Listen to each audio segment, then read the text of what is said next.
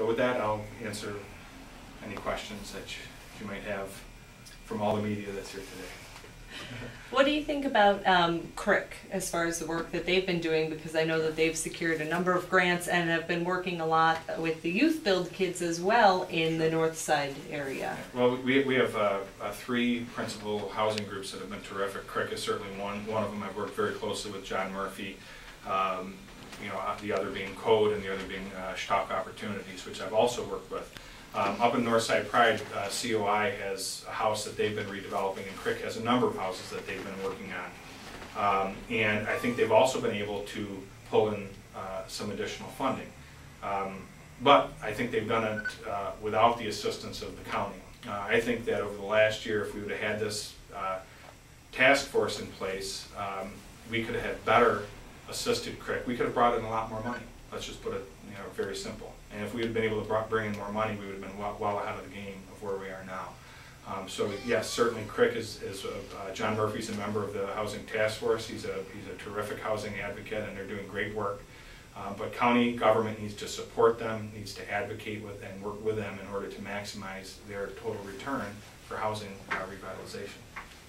What about the fact that so many of the houses are not owner-occupied houses in Jamestown? When you talk about bringing these houses to auction, many of the people who are buying these houses at auction are people who are planning on renting them out. Correct. It's something I've had a lot of discussion about. You know, we take a percentage. What are the percentage of owner-occupied homes in an area? When they start to get below 50%, you know, it is an issue. Now, if all of these rental properties were very well kept up, and many of them are, but many of them aren't, and run down, you can tear down a whole neighborhood. So I would be interested in looking, and again, working with the County Housing Task Force, looking for ways where we could provide tax incentives for people that are willing to take rental properties or multi-unit dwellings and turn them into owner-occupied homes. It has to be a goal.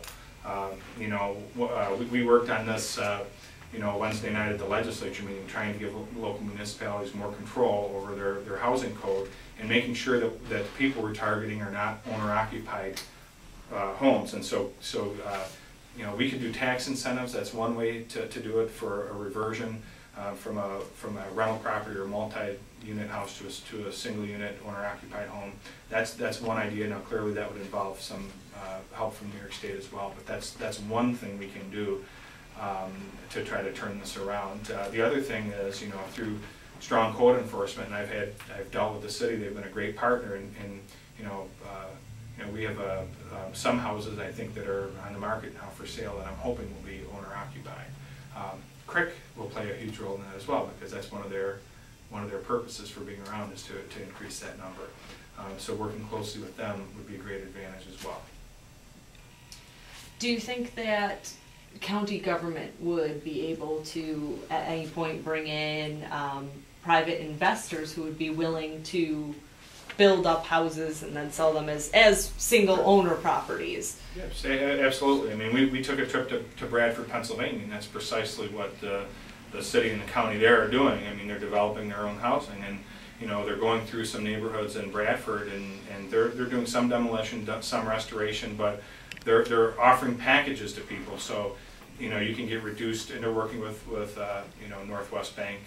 You know, Jamestown Savings is here, but their Northwest affiliate. But what they're doing is they're offering packages. So if you agree to buy a house in one of these up and coming neighborhoods, you get a break on your mortgage, you get a break on the interest rates and everything else, but you have to agree to live there for a certain period of time.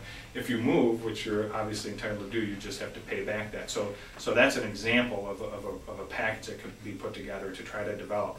Now, there's some areas of the county, in particular Jamestown, which we have a surplus of housing, and so you know, I'd like to see a multi-faceted approach, one where we look at obviously new development, but also look at restoring some of our older neighborhoods to the point where they're attractive to young families.